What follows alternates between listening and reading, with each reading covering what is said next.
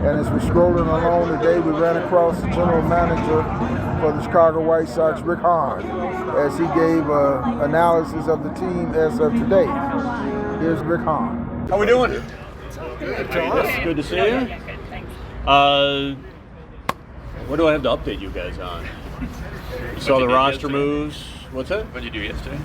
Dealt with a lot of texts from your brethren for no good reason is what I did last night. Thank to all of you who did not text yesterday, chasing a nonsense rumor. To those of you who did, I know who you are. But yeah, happy opening day, everybody. What's on your mind? You don't want to know. What's your thoughts about the team thus far? Look, I think we knew, just like just about every team in baseball, that we were going to be tested at some point from a depth and health standpoint. We're obviously dealing with an extremely unique situation throughout the league with the lack of contact with our players for over 3 months this offseason, and then the very shortened spring training to get us going. So we're getting tested early. Certainly thrilled with the way the players have responded to it so far offensively. Guys have been doing their part to help carry the load at the added burden has been put on the pitching side of things. So hopefully that continues. Tony told us in Detroit that the optimistic outlook was that Lucas would maybe only miss a couple of starts. Yeah. What is the current outlook for him after putting him on the IL? I mean, again, it's still early in this process. I think we all remain cautiously optimistic that he'll miss 2 starts. He's progressing nicely. Quite frankly, at this point, it's probably a little bit more about reining him back and keeping him on a prudent ramp back up, realizing that we want him strong for the next 6-7 months here, not just for next week in Cleveland, let's say. But yeah, right now everything's progressing in a positive way, and I think that we can stick with that 2-start estimate right now. He keeps describing it as a weird thing that It is doesn't weird. happen to baseball Yeah, players. yeah. Can you shed some light on what it is? Well, I have a lot of degrees, none of which are medically based, but it's essentially an ab strain that isn't an oblique and isn't hernia related, is the best way I can describe it. I think each of those other 2 people would understand a little bit more in baseball. Obviously with the torque involved. You want me to grab that? With the torque involved in baseball, that's a little more common of an injury. And obviously sports hernias are something that occur throughout the game. This is something more that he feels on extension and more when he's going back to front. Is what it is. Small ab strain, and we're treating it up and getting him back going. Rick, are you concerned that they could be reoccurring? Not particularly, no. We need to heal it up. It needs to be 100%. It's not. It's actually treated very similar to an oblique. What Moncada is dealing with right now, and that is once a player is asymptomatic and you slowly ramp up their activity level, as long as they don't feel it anymore, it's over. It's behind them. It's not a concern that it's a chronic issue. You just need to make sure you knock it out properly before you put too much on their plate. Rick, haven't made the playoffs the last 2 years. Do you have kind of more of a longer view of this season? For being at your peak come September, can you even arrange that? Or, kind of work it? Not yet. Not yet. Look, man, we have very high aspirations for this club. We have very high hopes about and goals in terms of what we want to accomplish. From a shorter term view, that means winning the division. Putting it even shorter, that means winning series to put ourselves in the best position to win the division. Right now, given everything we're dealing with injury-wise, I view these first 6 to 8 weeks as a bit of a ramp-up period. Not quite sure what tomorrow holds from a health standpoint, but look forward to ideally that situation stabilizing, getting some guys back, and in the meantime, fighting through and grinding through each day. So again, yes, we have lofty long-term goals. We're not losing sight of those, but right now it's a matter of let's get through the next few weeks. Do you look at? Go ahead. I guess, did you learn anything from how things ended last year, aside from you wanted to win more games? We should win more games. Yeah, aside from that, in October. Yeah. I don't. We talked about this a little bit. I personally don't think it's wise to try to glean too much from 3 ball games that we lost in October, any more so than it's wise to glean from 3 ball games you lose in May. I think as we entered that series, our starters were probably a little bit taxed, not surprisingly, going from the shortened season to a longer season, and we showed it during the series. The fact that we had a bunch of singles but no extra base hits, I think is just baseball fluke and not something that necessarily needs to be addressed.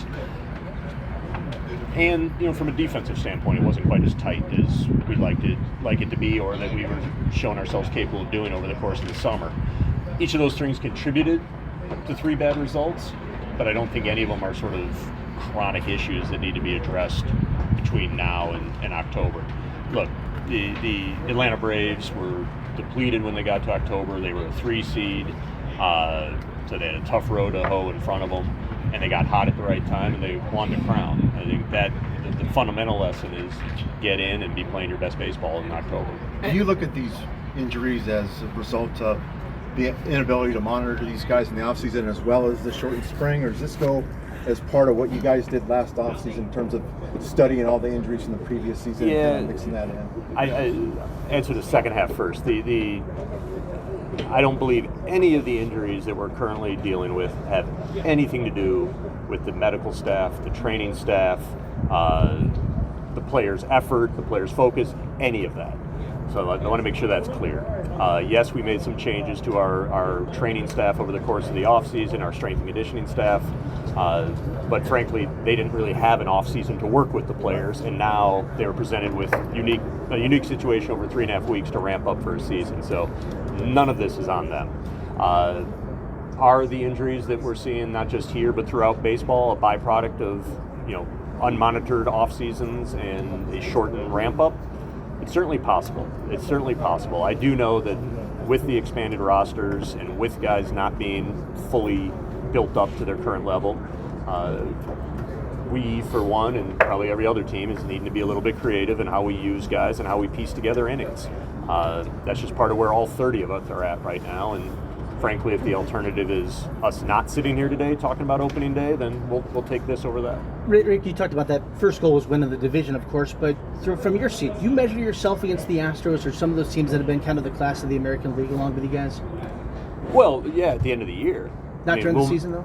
No, not. I mean, look, man, if you're saying like how we do in a 4-game set in May against the Yankees is a measuring stick, I mean, it's fun for fans to look at it, and when you get the sort of playoff-like environment, you feel that added energy.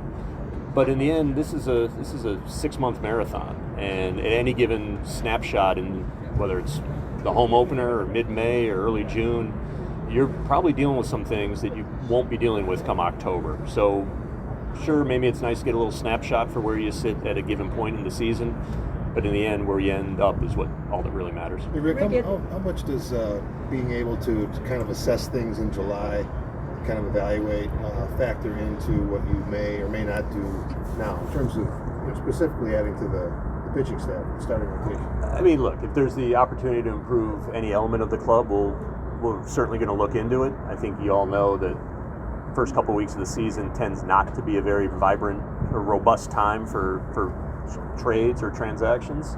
So naturally, I think the course of the baseball calendar has us in a period of time of evaluating where we're at and seeing what we have. We also have the benefit of, knock on wood, with the exception of Garrett's injury, we expect all these guys back at some point here in the coming weeks, or in Lance's place sometime in early June. So there is a period of time, not just now, but prior to the trade deadline, where hopefully we're far closer to full strength and we can assess truly what this team has and what we're capable of doing, and obviously then turn to addressing our needs. Rick, you brought in one new starter type pitching in Vince, and he's only had a few weeks, but it sounds like he's dived into it with Ethan Katz pretty well. What are you hoping? Any adjustment, to rebound? And that's, we talk about it from a health standpoint, but that's also something that was missed out on this offseason. It would have been nice to have Vince with Ethan over the course of the entire winter to work on some of these things, as opposed to it being a little bit of a crash course, which is what it's been over the last 3 to 4 weeks that he's been with us. Fortunately, he's a veteran, and he's a guy who has been very open-minded to some of the adjustments that Ethan is recommending, and he's just going to have to learn to do it on the fly at the big league level. Not ideal, but again, all 30 of us are dealing with this. It's beats the alternative, and we feel awfully good about where we stand as a full roster, even with the 9 guys on the IL. the depth of this organization is being tested, but we feel pretty darn good about them being up to the challenge. Rick, how was your perspective on Saturday and Sunday watching Dylan Cease and Michael Kovic pitch? Much better than my perspective on Friday. Dylan was great. He continues to evolve before our very eyes into a premier starter in this league. He's a joy to watch right now, and has been for the bulk of the last season plus. So excited to see what lies ahead for him. Michael, again, as we talked about in Glendale to start a camp, he came in due to a health issue a little bit behind where everyone else was. So he too is someone who's going to build in front of our eyes here over the course of the season, and I think that first outing for him was a success. He had to battle through. Obviously, didn't have quite all his secondaries working the way he normally does or he's capable of having, but got by with primarily fastball, slider, and the occasional curveball. So I think it was a gutty performance by him, and as a young guy learning in developing into a new role and having to build up in big league games that matters.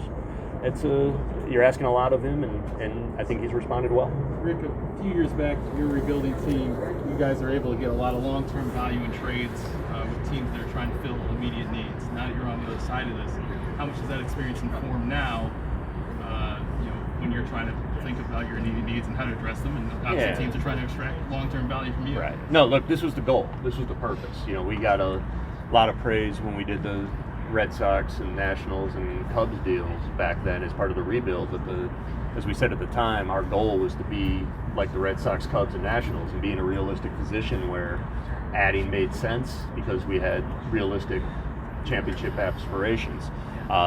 Obviously, we tried to do that last year at the deadline. Didn't quite play out the way we all had hoped, but we know it's part of it. You're ultimately, all 30 of us probably are guilty of loving our own players too much. And you have to part with guys that you really believe in when you're trying to feed the championship aspiration. The goal is trying to balance achieving what you're trying to achieve in the current season without compromising the future competitiveness too much. It's part of the reason I laugh a little bit, joking about the rumors from last night. We're not looking to rob Peter to pay Paul to make this team better. Guys that we view as important to helping this team win wouldn't be the first ones out the door as we try to make this team better. AJ was confident that his hamstring strain was going to be a short-term thing. Do you have specifics on how long it might keep him out? He is back in Arizona for the birth of a child, so we knew that obviously he wasn't going to play Sunday after needing to leave Saturday's game, and with his what would have been a paternity leave, he was going to be away from us for 5 games. Not necessarily knowing how he was going to feel on day 6 and wanting to err on the side of caution, we thought putting him on the IL was probably the more prudent move. But so far, everything is progressing nicely. More importantly, he's there for the birth of his child, and we're optimistic that come day 11 or 12, he should be ready to get going again. But again, we aren't going to know for sure till he gets back here on day 6 or so and see where he's at. Rick, on Dallas Keuchel, did his struggles last season reach an extent where you had to ask yourself really hard questions about can he make it back, and what's on his plate now? How much does he have to do to sort of convince you? Look, he obviously didn't have a second half that lived up to his own standards for what he's capable of doing. I think it's easy to forget, given the recency bias of those struggles, that this was a guy who I believe was in the top 8 for Cy Young in 2020. So it's in there. He's capable of pitching at an elite level, and early on last season, I remember a couple games, I believe against Toronto and Tampa back-to-back here, where he pitched very well when we needed him to give us quality innings. So we believe it's in there. He feels good. He's been last year he dealt with some things that physically that he certainly would not use as an excuse, but I have to imagine affected his performance. So we enter this season optimistic that his troubles are behind him, and we'll see where he goes. We'll follow on that real quick. Yeah, go ahead. You just, in your experience, a guy comes in, he's got a real big profile, he's been that guy, been that number one. How much of getting knocked down several pegs, is off the mound? How much can that be a benefit to him? No, or? Is your sense that makes it more complicated, makes it harder? I don't think so. I think having that reserve of success, that memory of success of having been that guy, actually helps in some ways, because they know, almost in some ways, regardless of how an individual performance goes on a given night, they carry themselves in a way as if they are that guy and they've been there before, and they have the confidence they can get back to doing that. Now, they can't always do that. Like, every career ends at some point, and that's not what we're necessarily dealing with in Dallas, but every star eventually doesn't shine as brightly. The guys who have been stars like Dallas have that reserve and that confidence to pull back on, and I think that's going to serve them really well here going forward. So, we're entering this season with viewing him as part of what's going to help us win. Rick, what did you see from Lambert? And I'm sorry, Lambert? Lambert and Silver this spring? Yeah, look, unfortunately Anderson was a little behind due to a visa issue, so he didn't quite get the full spring, but he came in not too dissimilar from Bennett Sousa as one of our young lefties that we were excited to see in camp, work with, and thought we could help us a lot. Anderson's experience in spring was a little uneven because of the late arrival, perhaps. But the stuff is there, plus fastball, slider, and a real nice mix to keep guys off balance and dominate an AB. So we'll see what he has to offer. Obviously, this is his debut.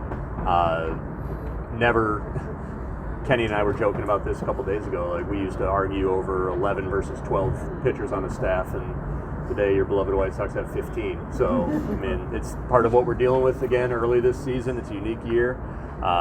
Anderson's going to get an opportunity at some point to show not only that he can help us get outs, but that he belongs once we, stabilize a little bit. We get to a more normal sized pitching staff. I'm sorry. You also asked about Jimmy. Jimmy battled some health things in the past.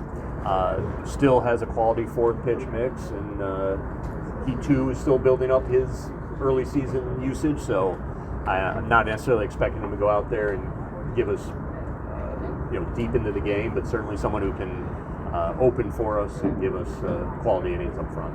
Just curious, how big of a weekend was it for Sousa when you consider he's kind of taking Crochet's place in a way?